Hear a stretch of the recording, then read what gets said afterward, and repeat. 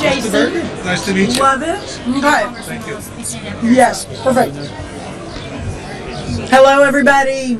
We're going to go ahead and get started on this beautiful day here at the U.S. Department of Agriculture. Let's go. It is a great day in America because you normally don't say that on tax day, but today we are saying it because we have so much to celebrate today, and we're going to talk a little bit about that. It's also a big day here at USDA, and we just finished an amazing roundtable with some of our greatest Americans, some of our fishermen from Alaska, from Maine, from North Carolina, from the Gulf of America, Texas, and some others. So we're gonna talk a little bit about seafood too in the announcement we just had. But really, we're here today to talk about again the incredible work that has been done, and as we're moving forward to celebrate a new day in America. Very grateful to have my partner from the cabinet, the incredible Secretary Doug Burgum is here. Thank you, sir, so much. Along with Congresswoman Kat Kammack, and again, some of our great fishermen. Our Deputy Secretary Stephen Vaden is here, and others. So grateful. So a couple of quick top lines before I turn it over to Secretary Burgum and we move through the program. This is the first tax day since the working families tax cuts went into effect. Tax cuts that President Trump promised, that Republicans in Congress, Kat, delivered, and that all of us across the administration, including here at USDA, are implementing. The working families tax cuts are the largest tax cuts in history for working and middle class Americans. And Americans are already seeing real relief. More than 53 million filers claimed at least one of the new tax cuts. 53 million Americans. The average refund this filing season is more than $3,400. The Trump administration has delivered more refunds and larger refunds than in any one year in American history. These are really important. Over 6 million filers have claimed no tax on tips, and over 25 million filers have claimed no tax on overtime. Over 100 million filers have claimed the now permanent double standard deduction. This is promises made and promises kept. So thank you, Mr. President. The working families tax cuts are also the largest investment in rural America in history. And they are breathing new life and new opportunity into the heartland and into rural fishing communities for our fishermen here by giving them the relief and the support that they deserve. There are so many wins for rural America in that Working Families Tax Cut Act that it would take me a really long time to go through them all. But to just name a few, number one, averted the death tax exemption sunset by exempting 2 million family farms in America from the death tax.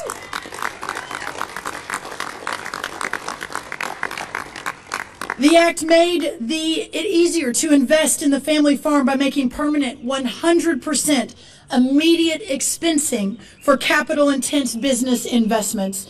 It allowed farmers to defer capital gains taxes over a 4-year period instead of all at once when selling qualifying land if they sell to another farmer, supporting a new generation of farmers. That Working Family Tax Cut Act also committed $50 billion in rural health transformation program. Dr. Oz is running that for generations to come. It also drives $100 billion in rural investment. Again, y'all, this is unprecedented. Never before has there been an effort focused on rural America and rural communities and our agriculture communities as was this last year with this Tax Cut Act. The $100 billion moving into opportunity zones in rural America, no longer just an urban America project, and it will change everything. For our farmers who had been waiting more than a decade for an increase in reference prices, from 10 to 21% for many and most of our commodities, corn, soybeans, wheat, changes that provide up to $13 billion in additional revenue and price protection for our farmers starting this October is a game changer for a struggling rural economy. And finally, building on, I believe, one of the most important and impressive wins of this president and our administration over the last year, and that is in trade and reopening the markets around the world for our great American agriculture products. This bill invested at a time, I remind people, that a big focus, Kat, was to shrink government, return power to the people, to cut taxes. At the same time, this administration, with our partners on the Hill, invested significant funds in rural America, including $280 million a year, in addition to what we're already spending to support opening the markets in international agricultural trade. In just 1 year, President Trump brought what we inherited, which was a $50 billion agricultural trade deficit, cut it by 40%. No one thought that was possible, but the 18 new trade deals have made it possible thanks to President Trump's leadership. And finally, I'll say, in addition to Tax Day, this week also represents the 50th anniversary of the Magnuson-Stevens Fishery Conservation and Management Act, the primary law governing our fisheries in U.S. federal waters. There are so many representatives, as I mentioned, here today from all over this country representing their seafood industry. In fact, I think one behind me is an 8th generation fisherman from Maine. And I asked in our conversation, what year does that mean? So we can put it into context. And he said his seventh generation father began fishing in America in 1806 off the coast of Maine. Y'all, this was revolutionary times for our country. And as we celebrate the 250th birthday of the greatest country in the history of the world that preserved and ignited the fire for freedom and for liberty, it was the families of these fishermen standing behind me, the families of the farmers that we know today, that were the heart of that effort. And that is what we fight for every single day. So again, what a joy to have you all here. We just announced the launch of the first ever USDA Office of Seafood to support our farmers of the sea.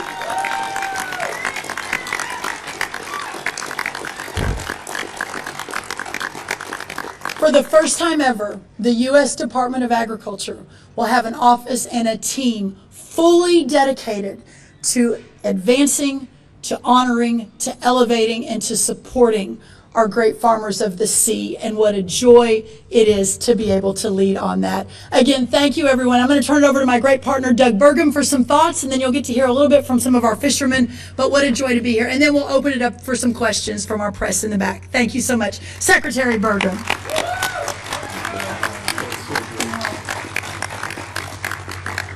Thank you, Brooke. Great to be here with all of you, and great to be here with our incredible fishermen from around the country. We just got done with a roundtable with folks from Alaska to Florida and from Maine to the Gulf Coast.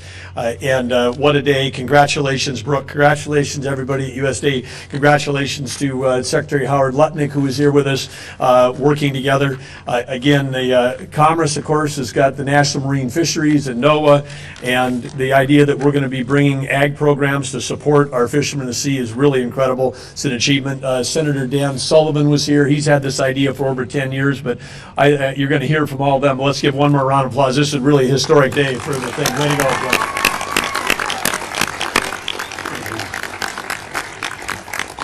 And it is tax day, and of course, as Brooke said, I mean, kind of odd that we're celebrating. This used to be the day that was the black day on the calendar, the mark that you'd put through, and like you dreaded this day would come.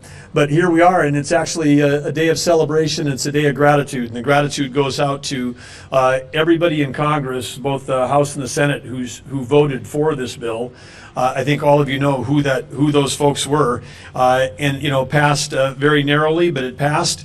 But by doing that thing, this is part of, again, President Trump's agenda, which was going to cut red tape, we're going to lower taxes, we're going to reinvigorate the American dream, we're going to make sure that if there's trade going on, that it was truly fair trade, and that the country stopped getting ripped off. All of those things have happened, and so what's happened in a short 15 months? Our economy, the foundation of having lower taxes, less regulation, record amount of investment coming into our economy is going to be an explosion of jobs and capital investment. It's an exciting day for our country, because when people are looking at their refunds this year, on average, the ones that have come in so far have been an average of $3,500. People are getting a refund today of $3,500 because of that. That's a boost for all of them.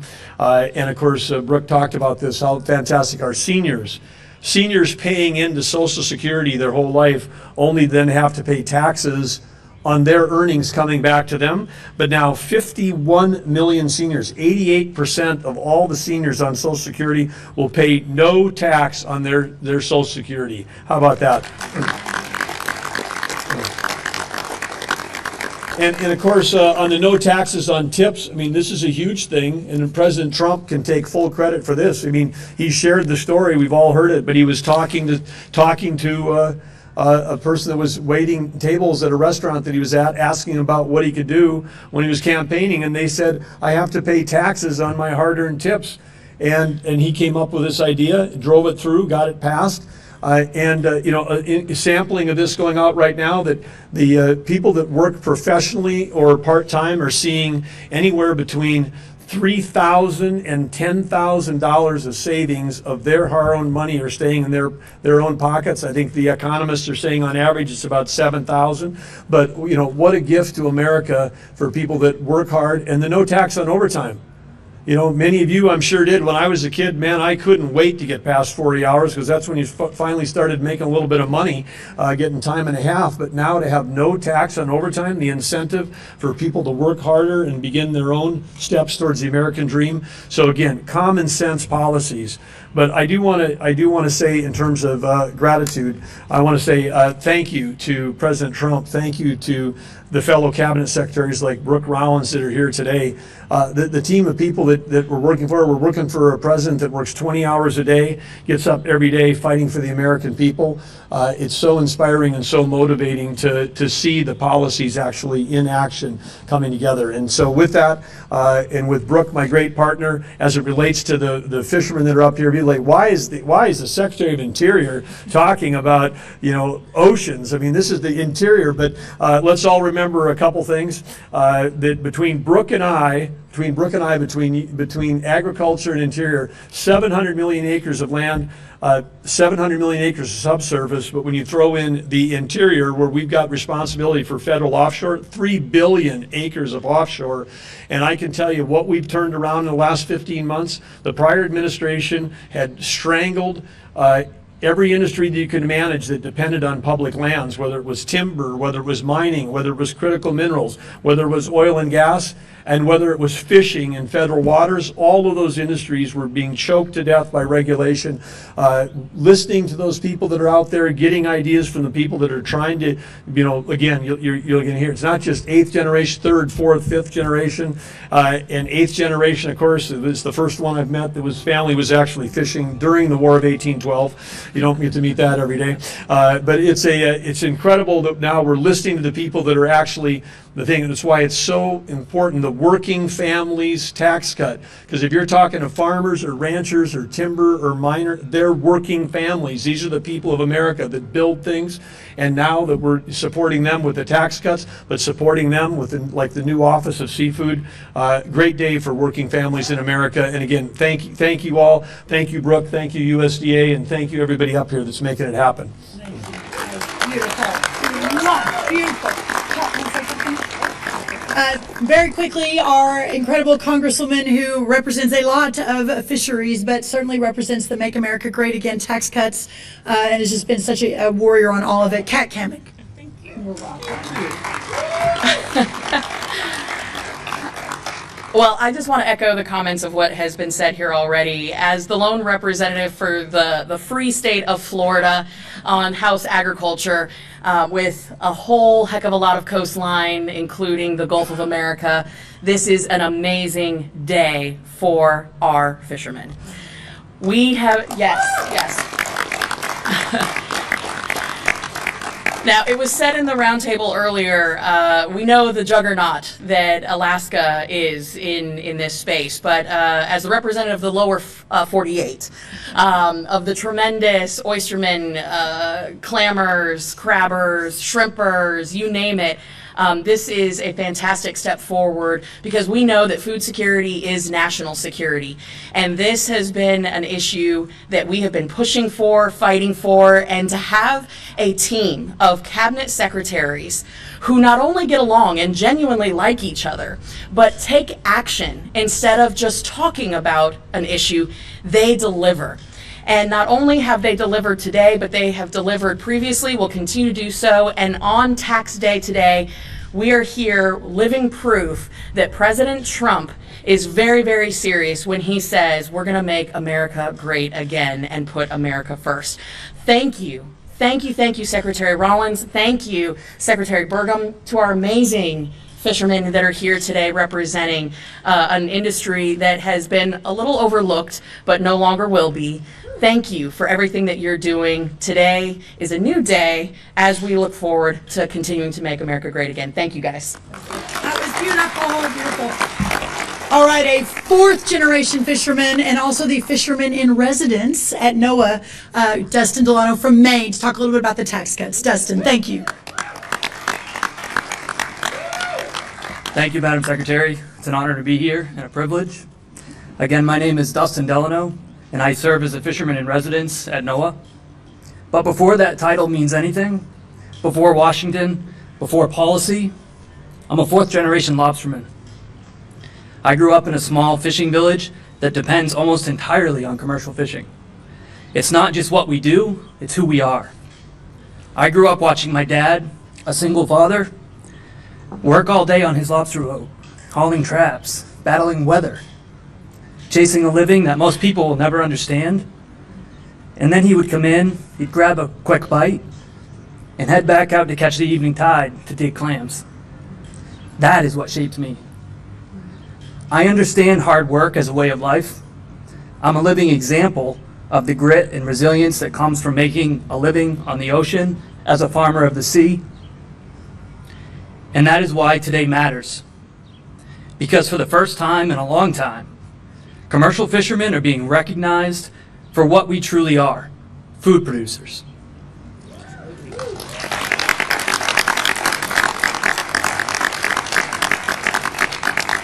So today is tax day, and for generations, fishermen have carried the weight of taxes, regulations, and rising costs, while continuing to show up every day to feed this country. Now we are seeing meaningful change. Because of the working families tax cuts and broader reforms, fishermen are getting real relief. We can now fully deduct meals on vessels and expense equipment, engines, gear, and even vessels, making it possible to reinvest and stay competitive. We are also seeing stronger support for small, family-run operations through expanded business income deductions. And I can't forget to mention one of my favorites, eliminating subsidies for offshore wind that was slated to kill our fishing industry.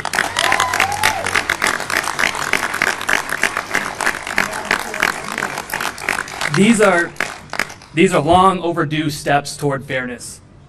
But what matters even more is what comes next. Bringing commercial fishermen and the seafood industry into the USDA is a milestone because access matters. Access to marketing, to risk management tools, and to financing that can strengthen this industry and support coastal communities across America. This did not happen by accident. It happened because of leadership.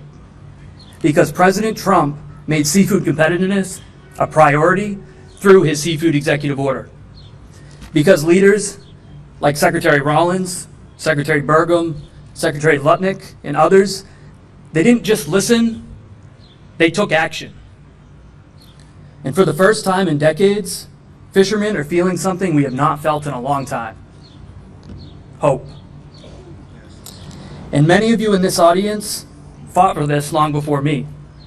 You refused to let this industry be forgotten. So yes, today is a milestone, but it's also a starting point. For me, this moment means a great deal, but what matters more is what it means for the future, for the next generation. For the boy in Sitka, learning to mend twine with his grandfather. For the girl in Gloucester, watching her father haul traps before sunrise. For the kid in Galveston, stepping onto a shrimp boat for the first time. For the young fisherman in Kodiak, wondering if there's still a future in this life. This is not just about policy, folks. It's about people. It's about preserving a way of life. It's about ensuring that the American fisherman, the farmer of the sea, has a future in this country. And today, that future feels just a little bit closer. Thank you.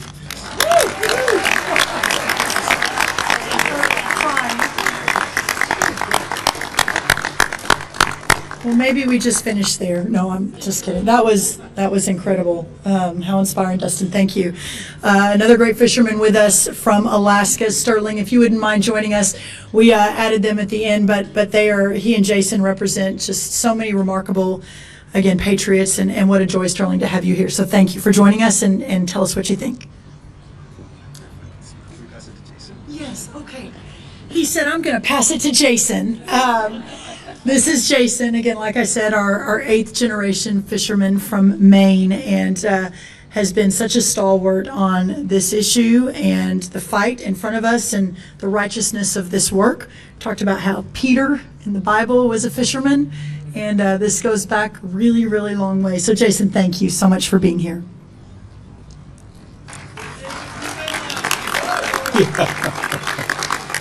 Wow, this is amazing. Sterling's a good speaker. I just met him about 15 minutes ago, and he can talk up a storm.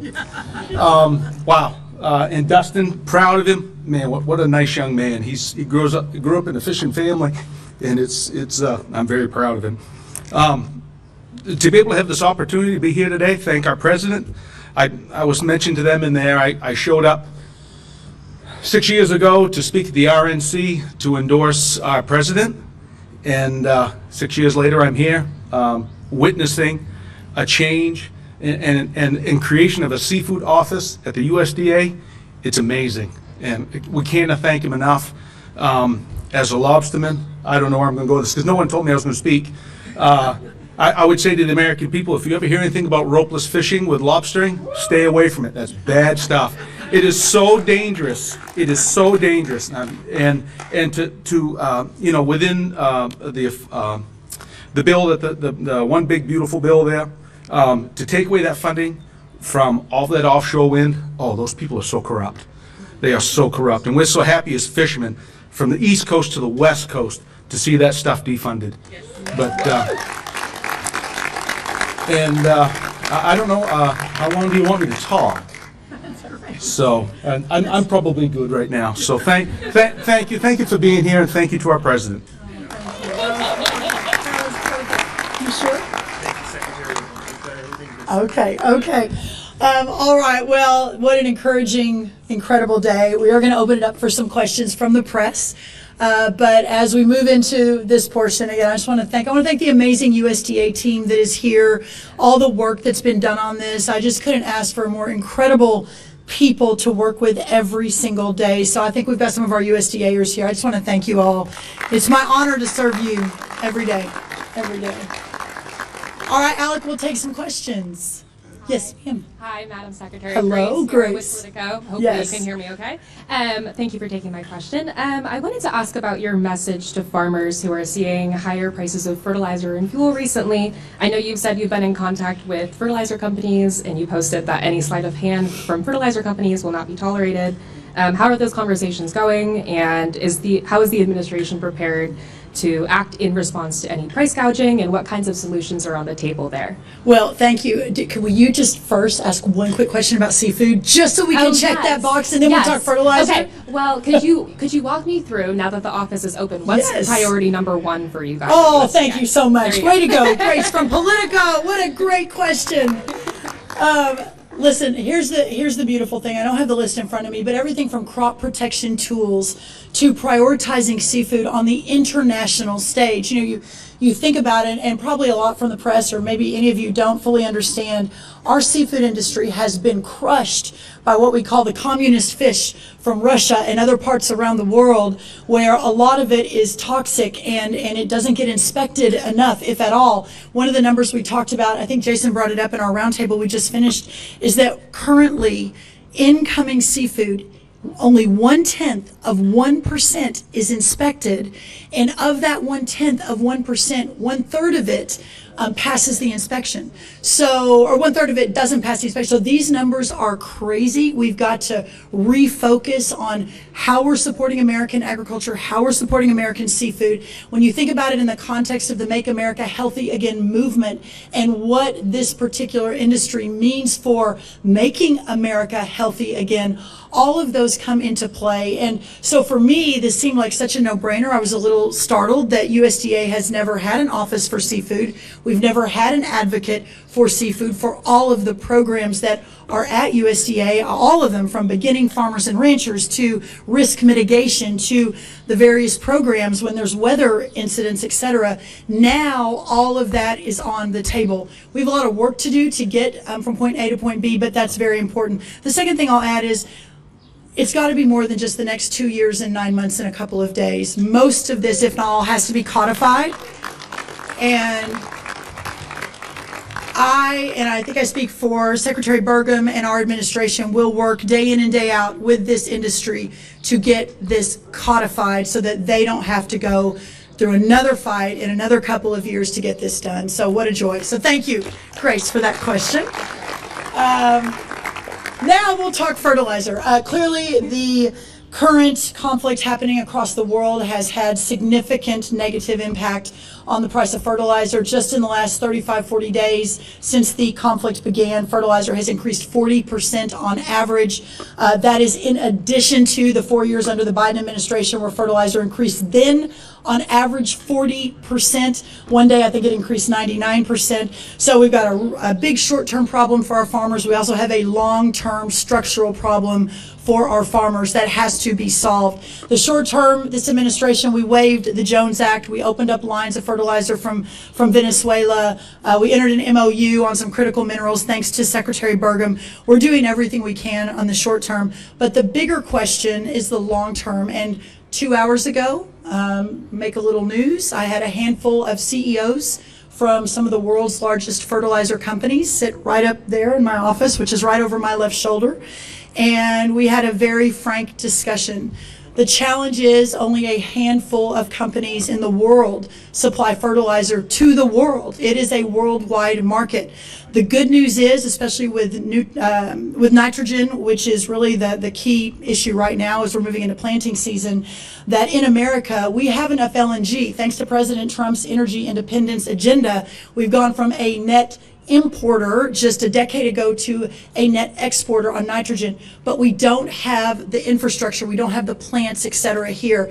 But it is a new day, and again, this is more long-term. We're focused on the short term, but I will not leave this building in 2 years and 9 months if we have not made significant progress to build out that infrastructure. And the final thing I'll say is part of that meeting was our incredible Secretary of Commerce, Howard Lutnick, and clearly with this president's focus on reshoring, some friend shoring. Canada is a big partner in this, by the way, based on some of their natural minerals, etc.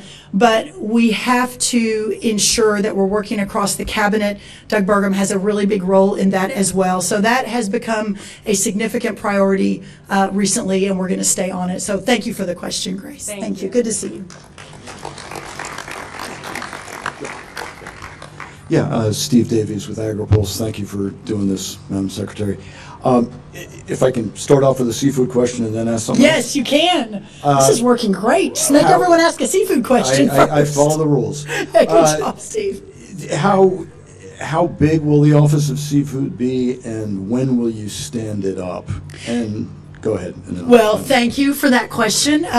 It's stood up as of today. We have been working on it over the last almost 8 months and wanted to get all of our T's crossed and our I's dotted, make sure that when we announced it, it wasn't going to be another year before it opened. It is now open today, which is really, really cool. Is Nick our, He's right there. where are you? Right? He's right there behind. Okay, there he is, right in the back. Yes, very good. That's our new director, a 20-year employee of the U.S. Department of Agriculture, which means he was here long before I got here, and he'll probably be here long after I go. But that's the consistency that we really wanted to put into place. A great career employee of the U.S. Department of Agriculture. We're so grateful to you, and as you build this team out and fight for these incredible people. So thank you for being here. Thank you. Mike Ellenberg. Forgive me for asking this, but the president's budget called USDA a bloated bureaucracy. What are you going to do in the next year to reduce the bloat?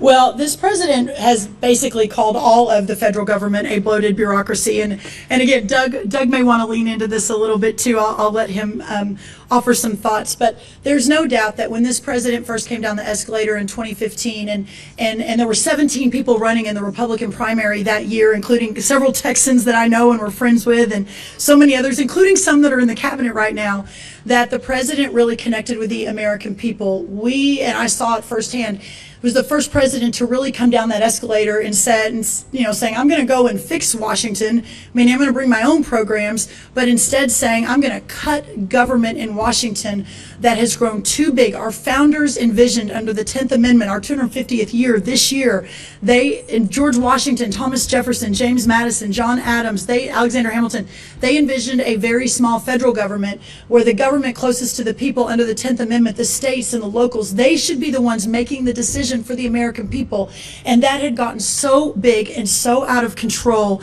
And so here at USDA, part of that, recalibrating the U.S. Department of Agriculture to actually focusing on agriculture, to ensuring that instead of funding the studies of the menstrual cycles of transgender mice, which was actually a funded study by the USDA till we got here, instead of funding the racism in the pest business, which was actually a study that was funded until we got here, studying the habits of queer and BIPOC farmers, the name of the study, of San Francisco, which was actually a taxpayer-funded study until we got here. So that's what the president is talking about, to ensure that we have every tool in our toolkit to support the American farmer, the American rancher, to support our rural communities, to change the trajectory of agriculture in this country so it's no longer going to be purchased and consolidated, especially by foreign adversaries in foreign countries, no longer selling our farmland to foreign adversaries like China, which has been happening for a long time.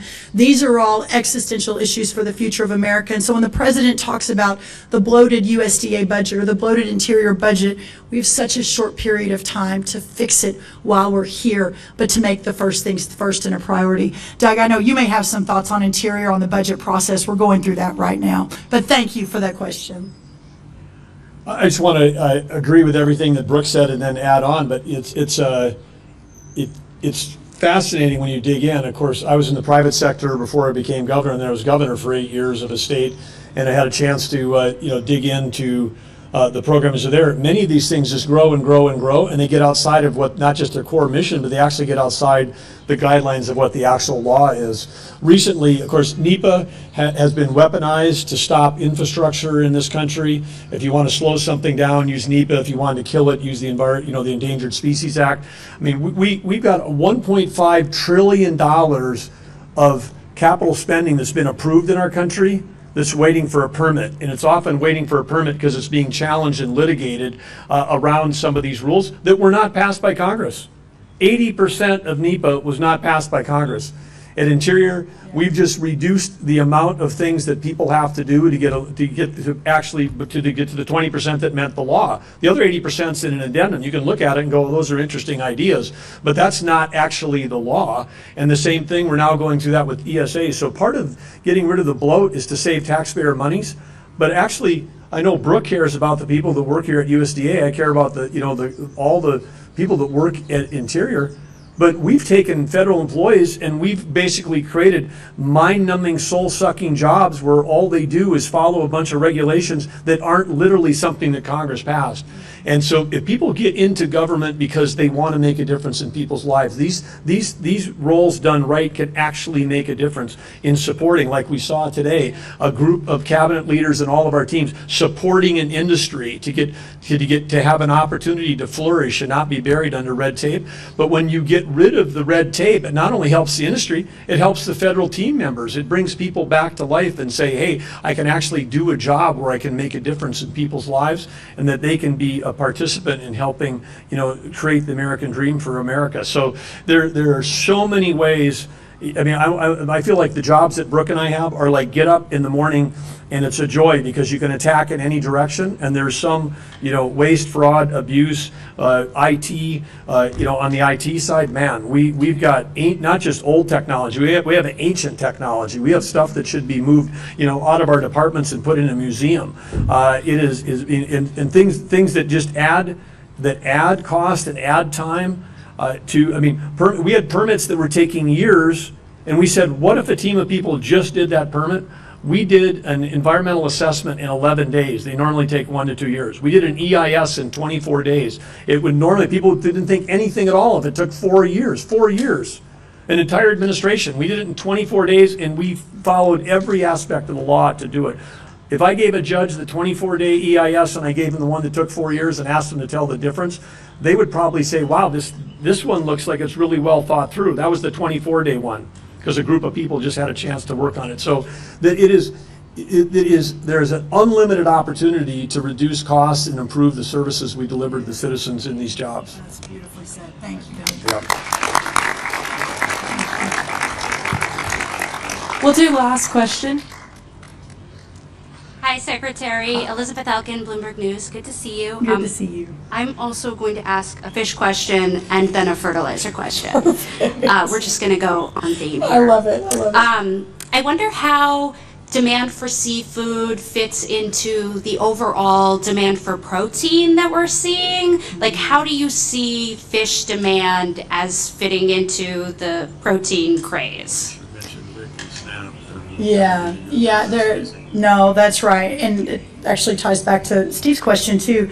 So as we work to make America healthy again, a report came out last week that said for the first time in American history, the real food purchases were up 7.5%. We've been trending away from, quote, real food, our kind of dietary guideline that Bobby and I put out a few weeks ago. And so Americans are buying more real food as it becomes very apparent what has been happening over the last number of decades with what we're eating in this country and the chronic health problems that come with that. So as we're looking to make America healthy again and looking to have proteins, right, eggs, beef, chicken, today seafood, as part of that effort, it's just it's an incredibly encouraging and exciting time. I've said it before, but I'll repeat it. USDA alone spends $400 million a day across 16 nutrition programs. That's SNAP, WIC, school lunches, etc. The opportunity to pivot toward more real food, towards seafood and beef and chicken, etc., is just limitless from my perspective. And then what that eventually means for our agriculture producers and rebuilding these smaller mid-sized family farms and being able to pass to the 9th and 10th generation continues to be a priority. So I'm sorry Bobby couldn't be here. He was really sad to miss because he was very excited about this too. He's getting ready for a hearing, or he may be in a hearing right now. But this is an across the cabinet effort, and one that I think is going to be so important to seafood. So thank you. Thank you. And my fertilizer question. If Mosaic is unwilling to step back those countervailing duties that we've been talking about, what are next steps to bring release for farmers? We have so many different options that we're looking at. As I mentioned earlier today, we had Secretary Burgum, we had Secretary Lutnick, we had Ambassador Jameson Greer, and several other key folks from the administration sitting down with some of these companies. Mosaic was not one of them. They did not come. but understanding what it is that we can do together, hopefully, to work to keep this fertilizer crisis in check. And we're looking at additional more short-term, as I mentioned, the long term is coming too, but more short-term steps. Nothing I can announce right now because we're still working through that, but know that it is an across the cabinet effort. I've talked to the president himself about it. He truthed about it on Saturday, ensuring that there was no price gouging. The Department of Justice is involved. We are watching this very, very closely. But the silver lining is it has shined a light that has long needed to be shined on this particular input and how difficult it has been for farmers as it has continually increased year over year over year. In the last 30 days is, again, just one more check on the check marks and what's happening.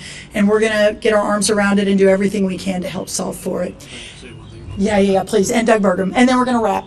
I just want to add, again, adding on to everything Brooke said, but wow, what an opportunity for America. When we have conflicts abroad, or if you have disruptions, even like COVID, you understand that the supply chain risk. What do you make nitrogen? It's the number one component of fertilizer is nitrogen. What's the primary component? Natural gas. 20 years ago, the U.S. was the world's largest importer of natural gas. Under President Trump, we're the world's largest exporter of natural gas. Natural gas, I'm talking about natural gas which comes out of the ground when you're producing oil and gas. The price of that at the beginning of this conflict was $3. The price of it now is $2.60. In the U.S., we have the most abundant, the lowest cost natural gas. That's what you make nitrogen out of. And whether it's a gaseous form like ammonia, whether it's urea, which is solid, or whether it's a liquid form, farmers can apply all three in different applications. We don't have an issue with the resource. We are blessed as a country with enormous resources and natural gas, which can be converted, heat, light, or fertilizer. It's an amazing. It's the superpower of energy, and we've got it. We've got so much of it. But what we need is we need to manufacture those products here as opposed to import them. So when you go through a situation like this, what's going to come out the backside? And the companies that we're meeting with the secretary. We're going to see companies that stand up and start making investments in developing more fertilizer here. So just like with natural gas, instead of being an importer, now we're the world's largest exporter. We have the same opportunity in fertilizer.